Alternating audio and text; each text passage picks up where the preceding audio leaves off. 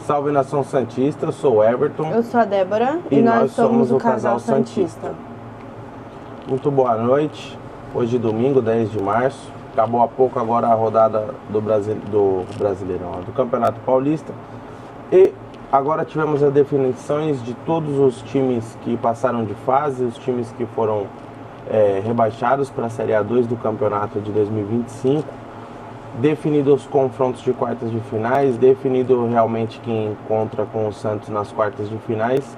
Já sabíamos que era a Portuguesa, mas tivemos a definição nos outros grupos também. E hoje vamos dar uma explanada em todos esses grupos, em todos esses confrontos e falar, é claro, de Santos Futebol Clube. É isso, gente. A gente ontem teve o jogo aqui na Vila de Santos e Inter. Foi 3-2 para o Santos, um jogo muito bonito de se ver, um jogo concorrido, como é que fala? Disputado, um jogo muito disputado. Enfim, foi um jogo lindo. A gente teve aí o Inter abrindo o placar, o Santos empatou, o Inter virou, o Santos empatou e virou. Então foi muito bonito. A gente vai falar bastante coisa no vídeo de hoje e a gente deixou para gravar hoje, domingo, por conta da última rodada. Todo mundo ia jogar, ia definir confrontos, rebaixamento. Então a gente deixou para gravar hoje de propósito. Então, a primeira coisa é a sua pincelada aí pelo jogo de ontem, Santos e Inter de Limeira. Bom, falando do jogo em si, o Santos que foi com um time bem descaracterizado ontem para campo, né? Com bastante modificações, mas o Carille usando aquilo que eu sempre digo quando o Carille mexe o time no início de jogo, né? Mantendo assim a sua ideia em prática, mantendo as suas convicções em práticas, ele pode mexer o time da maneira que for, que não muda o padrão de jogo do time.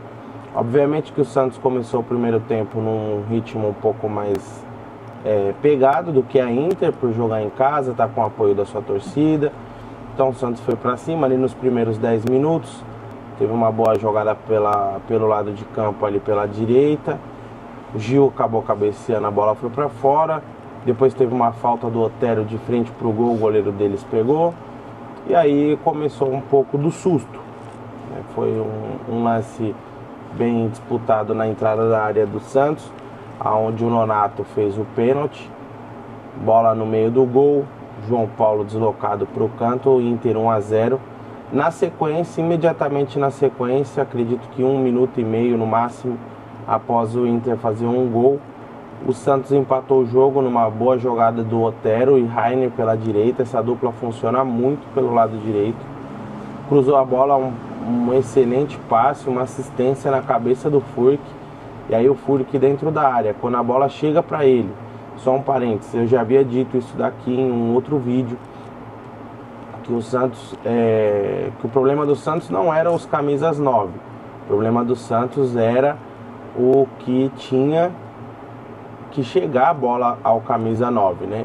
Que no caso era o Furk, é o Morelos, e ontem a bola chegou na cabeça do Furk, gol do Santos, 1-1. O jogo ficou mais aberto, mais dinâmico a partir de então, né? E o Santos foi para cima da Inter, como vem fazendo aí no campeonato. E em um contra-ataque que o Santos acabou perdendo a bola, uma inversão rápida de jogo da Inter de um lado para o outro, acabou pegando a zaga do Santos desarrumada. Todo mundo estava desmarcado. Foi um Deus nos acuda. Bola no meio da área, de novo no centroavante da Inter, 2-1 para a Inter. O João Paulo não teve chances nenhuma de pegar a bola, não teve culpa no gol também. Na realidade foi um lance que ninguém teve culpa. Teve alguns torcedores do meu lado ali que criticou o Felipe Jonatas e tudo mais. Mas no meu ver foi um lance mais de mérito da Inter do que de demérito da defesa do Santos. 2-1 Inter. O Santos não se abateve, continuou martelando a Inter. Na volta do intervalo, mais ou menos uns 10, 9 minutos de jogo, 2-2. numa cobrança de pênalti magistral do Furk, como tem que ser, bola de um lado, forte, quase rasgando ali a rede, o goleiro deles do outro. Santos 2, Inter também 2, e aí o Santos foi para cima. O Carille mexeu bastante o time, modificou as peças, colocou um Santos para cima, e o Santos fez por merecer, até que lá para os 40 do segundo tempo, em um presente que a zaga da Inter deu para o Casares, ele estava precisando disso. A bola acabou sobrando para o Casares sozinho, literalmente, sem marcação, sem nada, só ele e o gol.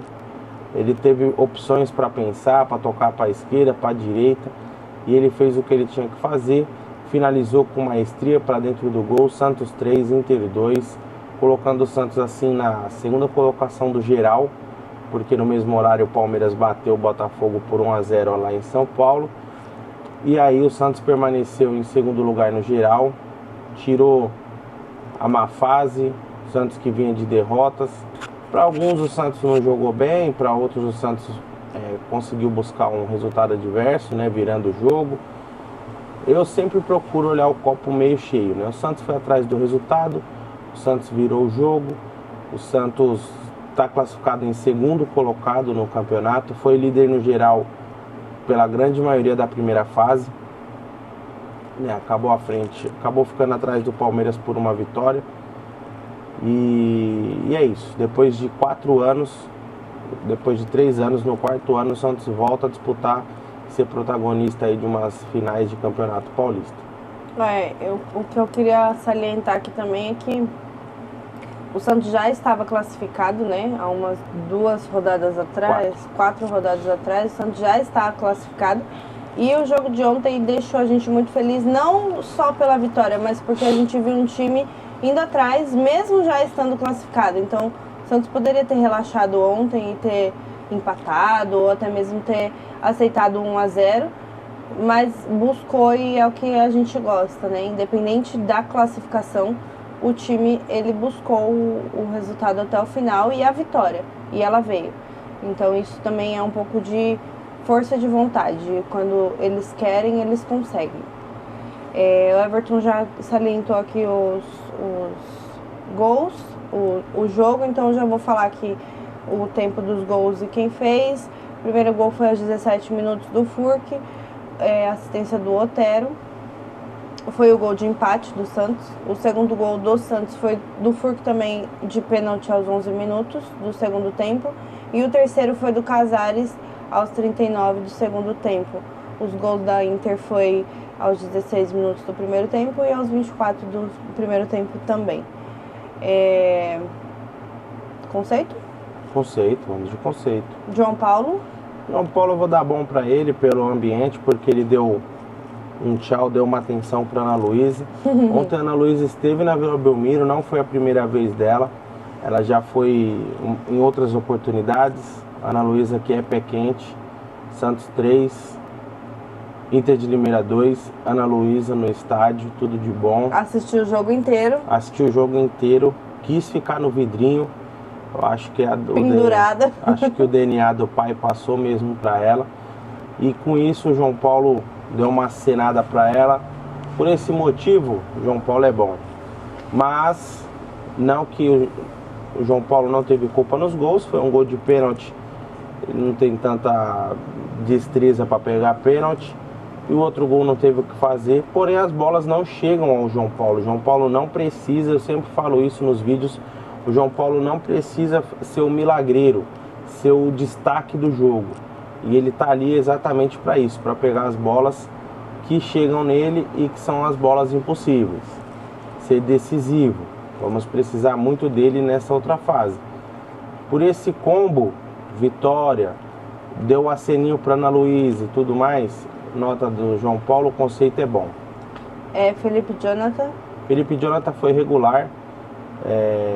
Eu venho falando isso aqui ao longo da primeira fase inteira. O Santos precisa de uma sombra para ele, precisa de um lateral esquerdo. E eu nem digo tecnicamente, eu digo fisicamente. É nítido que o Felipe Jonathan não suporta uma carga de jogos excessiva, carga de jogos que precisa de intensidade física. Felipe Jonatas ontem foi regular. Joaquim. Joaquim foi bom. Gil. Gil sempre bom. Rainer. Ótimo. Mais uma ótima partida do Rainer. Ele precisa melhorar um pouquinho a questão de levantar a cabeça e ir um pouco mais profundo na linha de fundo. Ele procura os cruzamentos muito do bico da grande área e o 1 contra 1 do Rainer é muito forte. Acredito que ele indo muito mais para dentro, mais para a linha de fundo, ele traria um pouco mais de perigo para os ataques do Santos. O Nonato. Nonato regular, fez o pênalti num lance duvidoso. Foi pênalti, olhando claramente, mas também se o juiz não desse também não seria nenhum absurdo. Mas ele fez o pênalti. Nonato ontem que foi bem, né, visto do que ele estava jogando anteriormente, mas ontem ele foi só regular. Rincon, desculpa. Rincon é bom, excelente jogador, bom ontem. Pedrinho. Pedrinho regular, mais uma vez uma partida do Pedrinho abaixo, apesar dele ter arrumado o pênalti, mas eu vou explicar o porquê o regular do Pedrinho. O Guilherme, que o Pedrinho jogou ontem no lugar dele, está acostumado e acostumou mal, vamos dizer assim, o Felipe Jonatas, que é a questão da volta da marcação, né? Então o Felipe Jonatas pode ficar despreocupado, cair bastante pelo meio, que é onde ele produz realmente, que o Guilherme volta para marcar.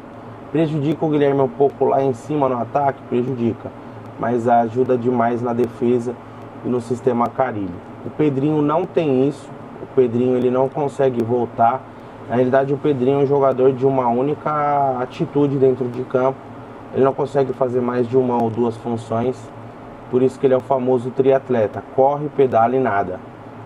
Então, para o Pedrinho é apenas regular. Casares.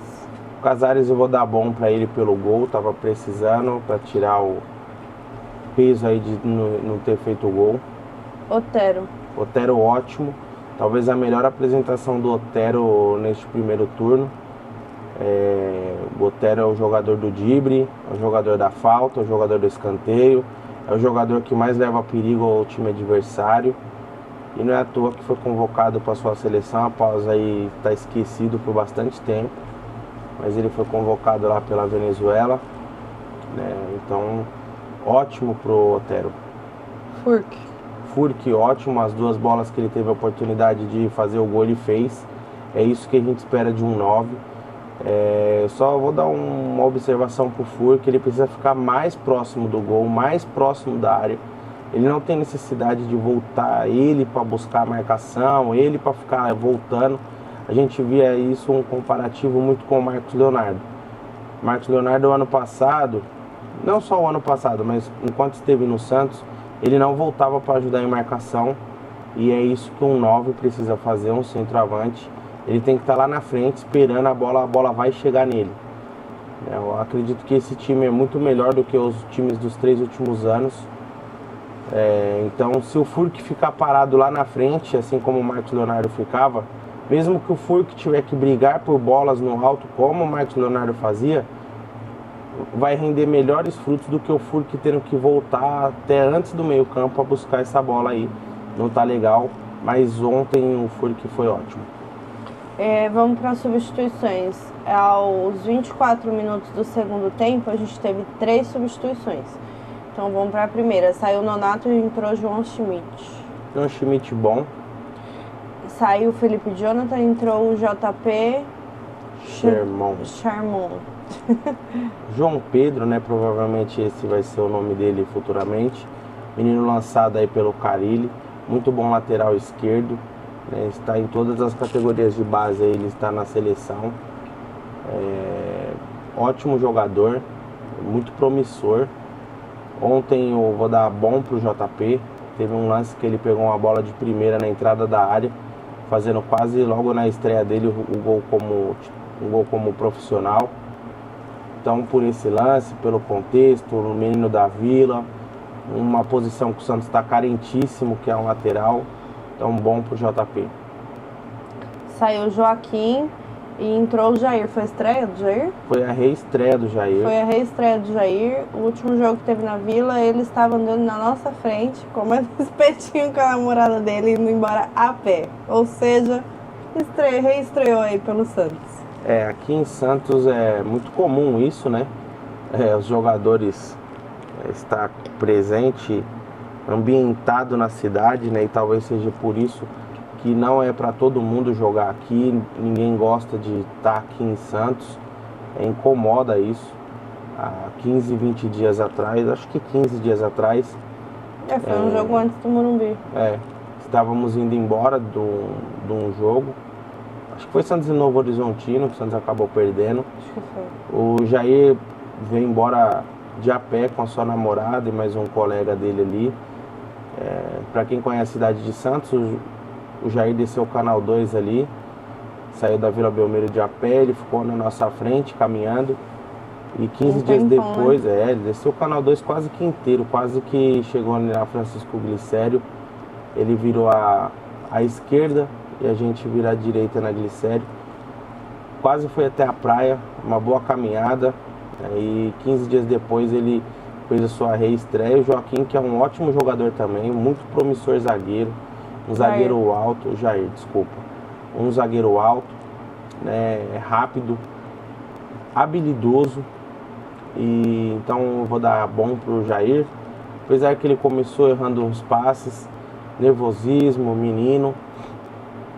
Uma reestreia, estava sem ritmo de jogo absolutamente.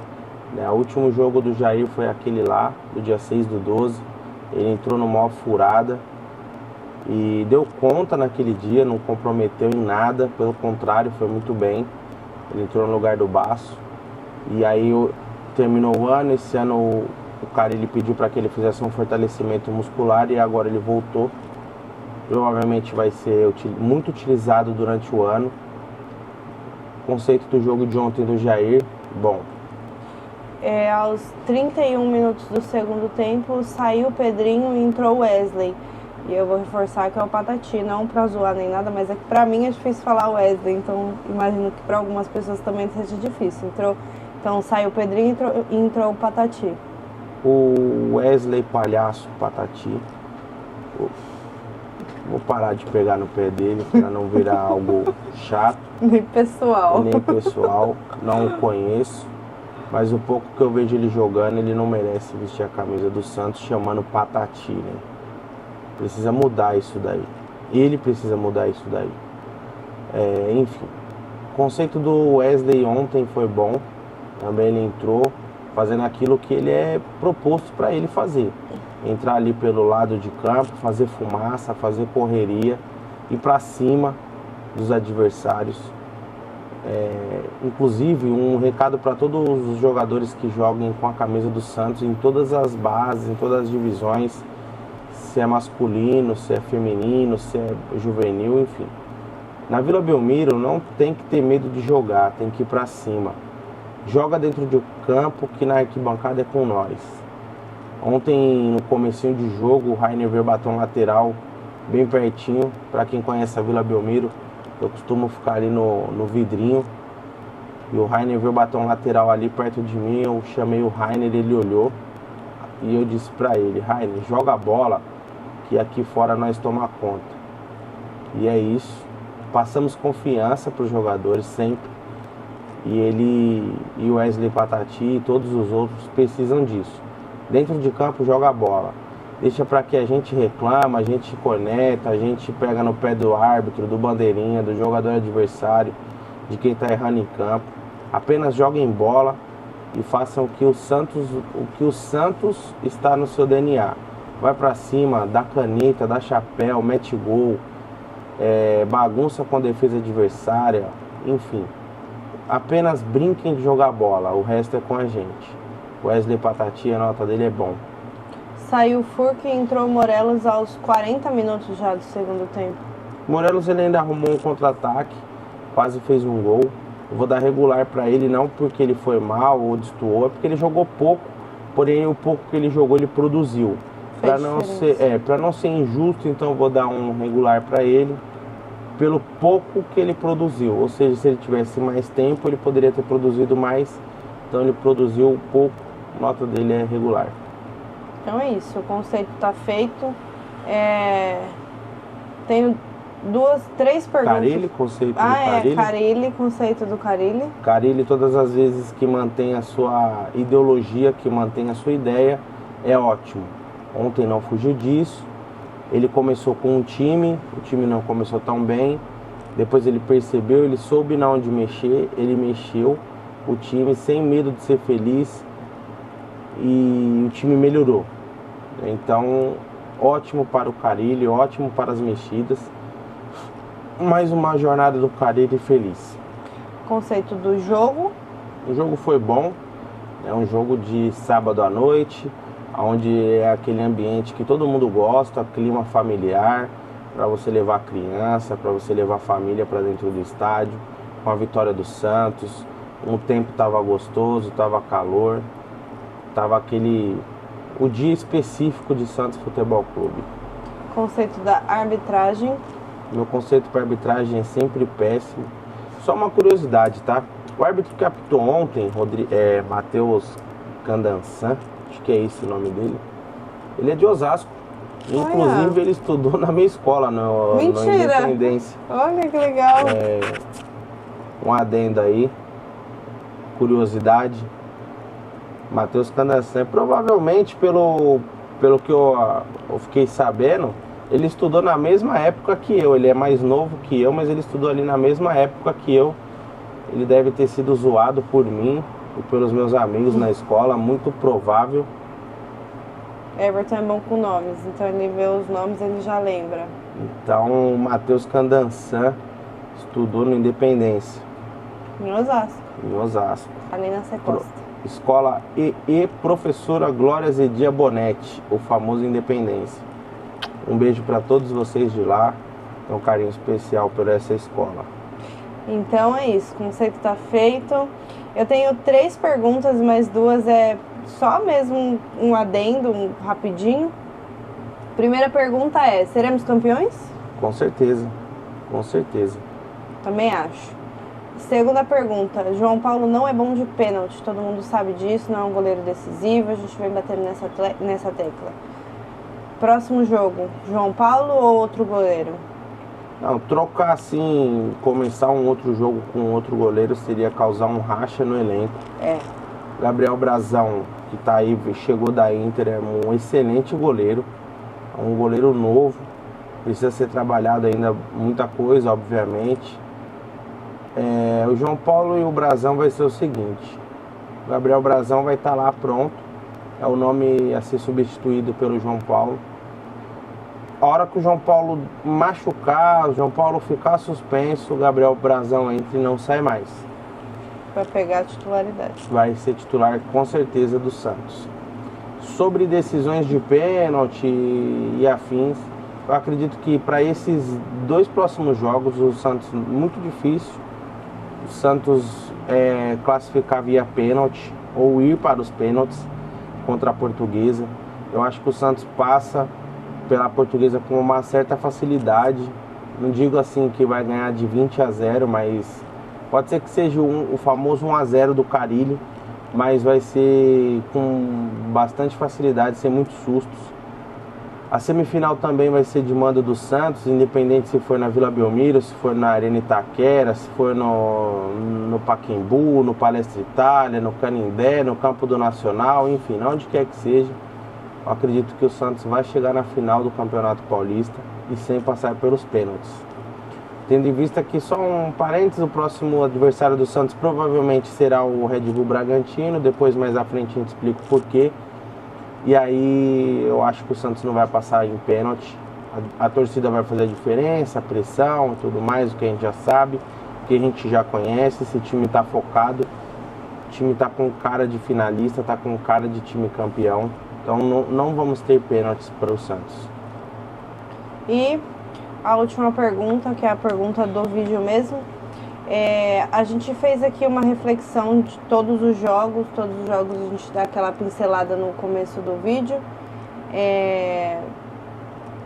Foram 12 jogos e eu queria saber de você, qual a lição que a gente pode tomar dos 12 jogos que a gente teve aí. O Santos disputou 36 pontos, trouxe 25 pra gente, né? Foram 8 vitórias, um empate, 3 derrotas. A diferença pro Palmeiras, que ficou de líder no geral, foram as derrotas, na verdade. O Santos perdeu 3, o Palmeiras não perdeu nenhuma, empatou 4, o Santos empatou uma só, então a diferença de pontos está aí. O Palmeiras pontuou todos os jogos e o Santos não pontuou em 3. Então, qual é a lição que a gente pode tomar dessa fase de grupos, para não se repetir no mata-mata e que o Santos consiga ser campeão? Bom, o que eu enxergo que faltou para o Santos para fechar com chave de ouro essa primeira fase foi exatamente o cérebro do time ter machucado, que foi o Juliano. O Juliano se machucou na terceira rodada, mas aí fica uma incógnita. Ele se machucou na terceira rodada ou ele já chegou machucado para o Santos vindo do Corinthians? Lembrando que lá no Corinthians o Juliano exercia uma função de titular de praticamente todos os jogos o tempo inteiro, porque o Corinthians também tinha um time bem fraco, dependia demais do Juliano e do Renato Augusto, e um sempre cobria o outro. Só que o Renato Augusto tinha mais problemas de departamento médico do que o Juliano. Então eu acredito que o Juliano já chegou para o Santos machucado e jogou até onde deu a primeira fase. Segundo a parte aí da história, o Juliano que ainda não retornou desde a terceira rodada, que foi o clássico contra o Palmeiras. Muita gente achou estranho ele não jogar contra o Palmeiras, tendo em vista que ele vinha bem nos 2, 3 primeiros jogos, e ele acabou ficando lesionado. O que eu tiro de lição é: o Santos precisa de fazer algumas contratações pontuais, o Santos precisa de mais um meia armador, talvez ali mais um meia que faça um pouco mais a beirada de campo. O Santos precisa de mais 2 pontas, um para a esquerda e um para a direita. Tá? Só uma observação: o Pedrinho ontem estava no estádio comentando com um rapaz que estava do meu lado. O Pedrinho é o Lucas Braga 2024. Deus me livre. Então o Santos precisa de mais um. Esse cara não é o Marcelinho. O Santos que contratou o Marcelinho junto a Tombense, uma aposta, mas também já viu que a aposta não vai vingar, não vai para frente, tendo em vista que o Wesley Patati passou à frente do Marcelinho. Desde que o Wesley voltou aí do tour que o Santos fez no Catar, lá na Rússia, o Marcelinho nem entrou mais. Então a gente vê que ele não é uma opção, o Marcelinho. Então o Santos precisa de mais 2 pontas, um meia. Bato na tecla que o Santos precisa de um lateral esquerdo que chegue para jogar, que chegue para jogo. Nada contra o Felipe Jonatas, eu até gosto dele no momento, acho que ele melhorou bastante do que a gente o conhecia, mas o problema dele é físico, o problema dele não é um problema que vai se resolver daqui para o fim do Paulista e começar o Campeonato Brasileiro. É uma coisa um pouco mais séria, o Santos vai precisar de um lateral esquerdo que chegue para jogo. De repente a solução caseira está em casa com o Dodô, aí a comissão técnica vai avaliar. Eu nunca achei o Dodô um cara, uma estrela, o novo Léo, o novo, sei lá, um lateral esquerdo aí qualquer que o Santos já teve. Nunca achei ele isso, mas também achei que ele também nunca comprometeu o quanto as pessoas falam que ele é comprometedor. Acho que para compor um elenco, está ali para fazer uma sombra à altura do Felipe Jonatas, ok. Mas eu traria um lateral esquerdo jogando, que venha para jogo. O Jorge infelizmente não deu. Para quem não sabe, o Santos devolveu o Jorge ao Palmeiras. O Jorge que veio se recuperar no Santos, e o Santos não pagou nada pelo Jorge. Só iria começar a pagar o Jorge após ele se recuperar. Se passou 12 jogos, o Jorge não conseguiu ir para jogo, não conseguiu desenvolver nada. O Santos aí devolve o Jorge ao Palmeiras. Eu acho que o Jorge já deu para ele como jogador, infelizmente. E aí é olhar o copo agora meio vazio. Agora vamos olhar o copo meio cheio. O Santos é um time aguerrido. Em nenhum jogo, em nenhum momento o Santos deixou de competir. Talvez a pior derrota que o Santos teve no campeonato foi para o Novo Horizontino, onde foi o primeiro jogo ali depois de classificado, jogou bem leve, sem compromisso nenhum. E aí o Novo Horizontino atropelou o Santos. Quando o Santos tentou acordar já estava tarde. Mesmo assim, nesse jogo, o Santos martelou, buscou o empate o jogo inteiro, fez um gol ainda ali com o Pituca e ainda assim tentou buscar um empate, teve uma bola na trave nesse jogo, mas não conseguiu. Um outro ponto positivo, o Santos fez parte do pior grupo do campeonato, onde o Santos teve 25 pontos e o segundo teve 10. O terceiro teve 8 e o quarto teve 6 pontos, né? Então o Santos fez parte aí do pior grupo do campeonato. Débora tá com sono. Desculpa aí. E o Santos fez parte do pior grupo do campeonato, ou seja, o Santos não tirou pontos desses 3 times, Portuguesa, Santo André e Ituano. E todos os outros times, os outros 3 grupos, todos os times fizeram mais pontos do que os times dentro do grupo do Santos. O que eu quero dizer com isso? O Santos enfrenta na Série B Ituano, o Santos enfrenta na Série B Ponte Preta, Guarani, Mirassol, Novo Horizontino e Botafogo. São 7 times aí que o Santos enfrenta. 7 vezes 3 é 21, certo? Correto? Uhum. Então o Santos tem 21 pontos garantidos na Série B. Se a gente dobrar que o Santos ganhasse os jogos de ida e volta, são 42 pontos. O Santos já não seria rebaixado para a Série C. Eu não estou falando que o Santos corre esse risco, não. Eu estou falando que o Santos já teria 42 pontos apenas dentro do Campeonato Paulista, porque o Santos jogou contra todos esses e ganhou, né? Então o Santos só não jogou com o Ituano, né? Só não jogou contra o Ituano. E o Ituano, que foi rebaixado, fez 6 pontos, teve 2 vitórias. Na realidade, o Ituano teve 1 vitória e 5 empates durante o campeonato. Então, assim, olhando o copo meio cheio, o Santos fez um campeonato paulista que subiria para a Série A do Brasileiro. Os outros times que estão aí na Série B também não são lá essas coisas, não estão indo tão bem assim como a gente já viu em outros anos. Tem ali o Sport, que me assusta um pouco, o Ceará, mas nada de muito obscuro, né? O Paysandu também não vai fazer frente. Enfim, acredito que a lição que o Santos precisa é reforçar um pouco mais o seu elenco. Olhando o copo meio cheio, vamos subir, porque metade do campeonato vai ser jogado com os times que o Santos enfrentou no Paulista, ganhou sem muita dificuldade, apenas do Novo Horizontino, mas quando jogou contra o Novo Horizontino, jogou descompromissado, jogou sem vontade, e aí acabou sendo atropelado, foi o seu pior resultado nessa primeira fase. Então é isso, classificação aqui, eu vou falar os times por grupo primeiro que passaram. Passou Santos e Portuguesa, Palmeiras e quem? Ponte Preta. Ponte Preta, Red Bull Bragantino e Inter, São Paulo e Novo Horizontino. A gente tem uma curiosidade aí que eu também fiquei bem espantada, que até o Novo Horizontino são os com mais pontos nessa ordem. Palmeiras, Santos, São Paulo e Novo Horizontino. Depois a gente tem o São Bernardo, que não se classificou, Red Bull, Inter e Ponte, que se classificaram. E lá embaixo a Portuguesa, que também se classificou. O interessante aqui foi por conta dos grupos, né? Que a Portuguesa teve 10 pontos, a Ponte Preta 17, o Inter 17 e o Novo Horizontino 22. Então, por exemplo, o São Bernardo tem 21, ele passaria se fosse só por pontos. Mas enfim,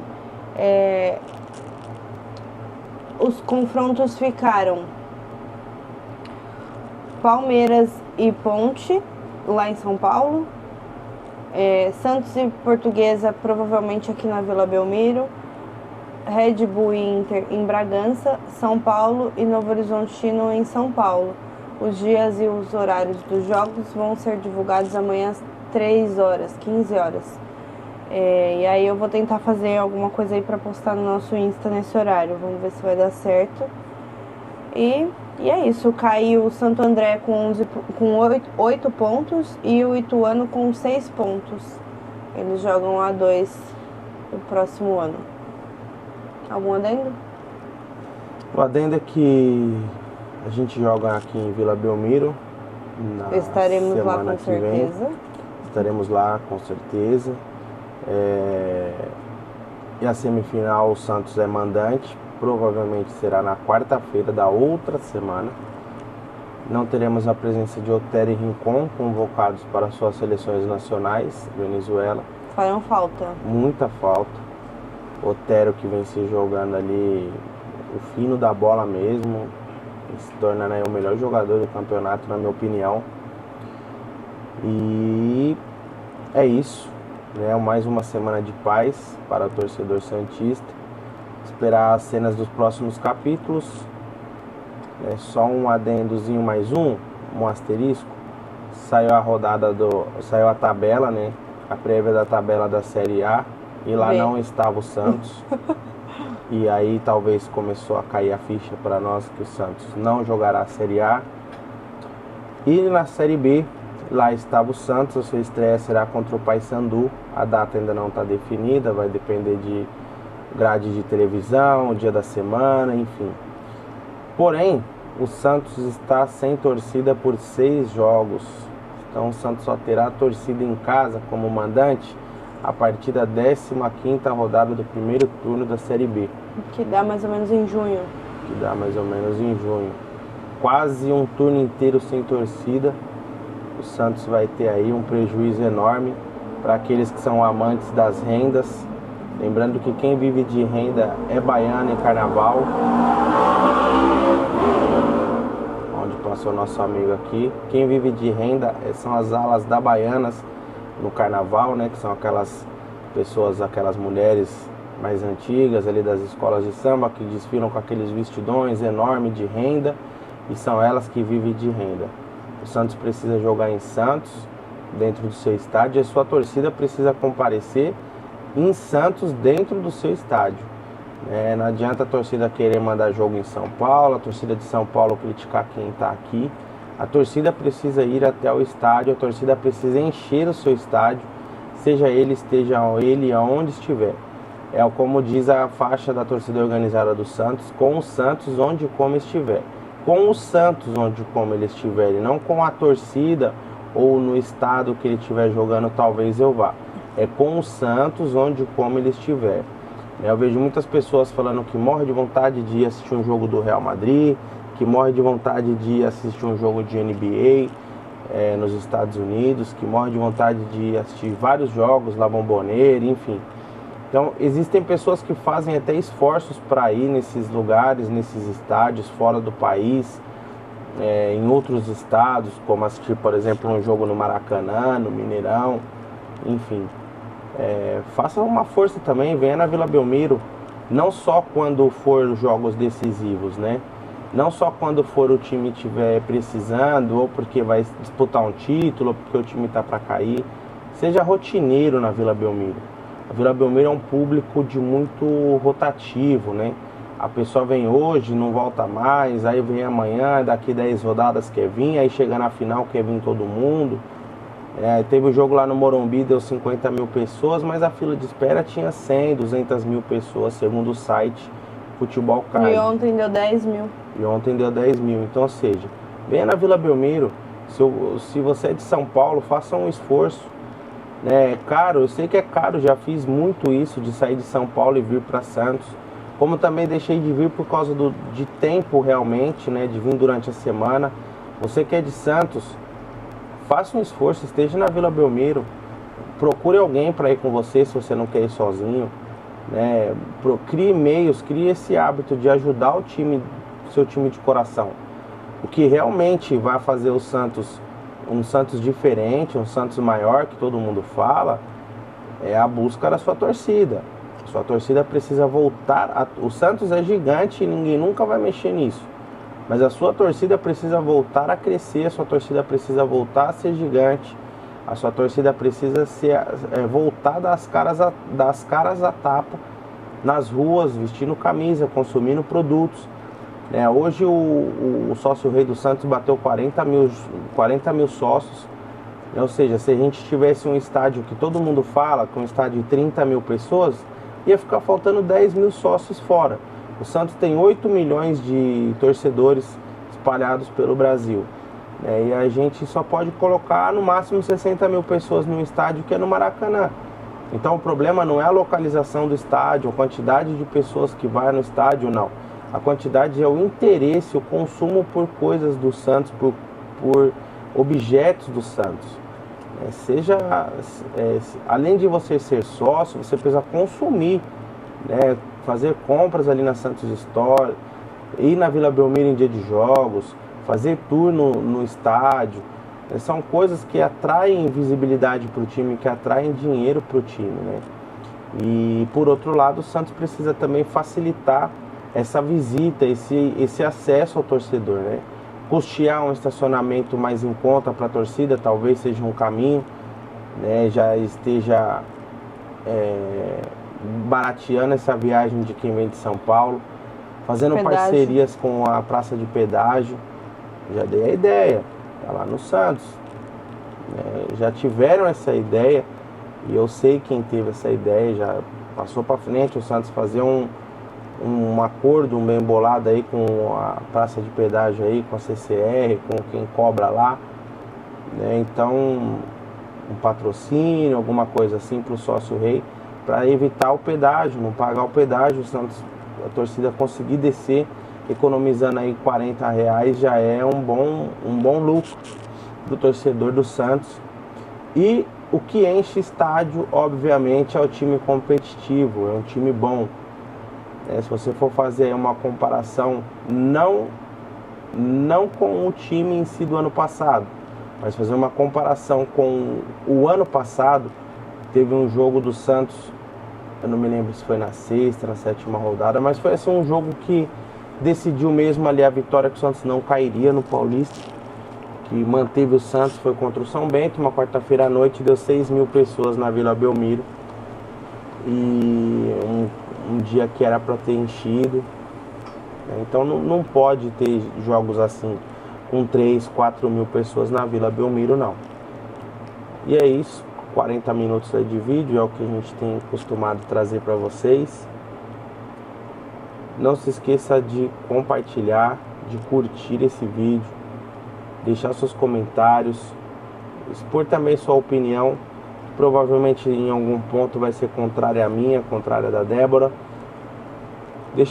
Solicite aqui embaixo sobre o que vocês têm dúvidas, o que vocês querem ouvir da gente. Estamos aqui para isso também, para atender você que nos assiste. Envie esse vídeo para o máximo de pessoas que você puder, nos seus grupos de WhatsApp. Fortaleça a gente, né? Como já falei no primeiro vídeo de apresentação do canal, nós não somos jornalistas e estamos aqui apenas para falar em frente a uma câmera gravada por um celular sobre o Santos Futebol Clube, que é um dos assuntos que eu mais gosto de falar na minha vida. E é isso. Palpite. Santos e Portuguesa? Palmeiras e Ponte. Palmeiras e Ponte. Ponte Preta perdeu hoje para sacanear o Guarani, mas deu errado. A Ponte Preta teve a sua segunda derrota hoje no campeonato e a primeira derrota foi para o Santos e a segunda derrota da Portuguesa foi hoje para o Santo André. Mesmo assim, eu acho que passa o Palmeiras. Mais o placar? 2-1 Palmeiras. Eu chuto 1-1. Santos e Portuguesa? 4-0 Santos. 2-0 Santos. Palmeiras e Ponte, eu falei 1-1, tem pênalti, né? Passa Palmeiras, eu acho. Empate é pênalti. Red Bull e Inter. Red Bull e Inter. Red Bull e Inter vai passar o Red Bull. Se fosse esse jogo fosse hoje, a gente estivesse falando com uma semana de atraso, vamos dizer assim, o Bragantino vai jogar quarta-feira a sua vida pela Libertadores. Então, se fosse hoje, eu falaria que ia passar a Inter, porque o Bragantino não ia dar a mínima para o Campeonato Paulista. Como o Bragantino vai chegar decidido na semana que vem a sua vida durante o ano, então passa o Bragantino. 1-0 Bragantino, e você? 2-0 Bragantino. São Paulo e Novo Horizontino? Novo Horizontino, 2-0 Novo Horizontino, dentro do Morumbi. O São Paulo, que é muito bom em ser eliminado por times pequenos assim no Campeonato Paulista. Eu acredito que a zebra vai ficar por conta do Novo Horizontino. Eu chuto 1-0 Novo Horizontino. Vamos ver como que vai ficar os jogos da semana que vem. Qualquer coisa a gente faz o vídeo de novo quando definir tudo, né? Pra já passar a gente aqui. faz um videozinho aí só pra a semana não ficar tão vazia, né? A gente sente falta de estar aqui. É isso, galera. Não esqueça de curtir, comentar e compartilhar. Siga a gente nas redes sociais. E é isso. Vai deixar aqui, ó. Vou deixar aqui e aqui. E aqui. Um beijo e até o próximo jogo. Até o próximo jogo.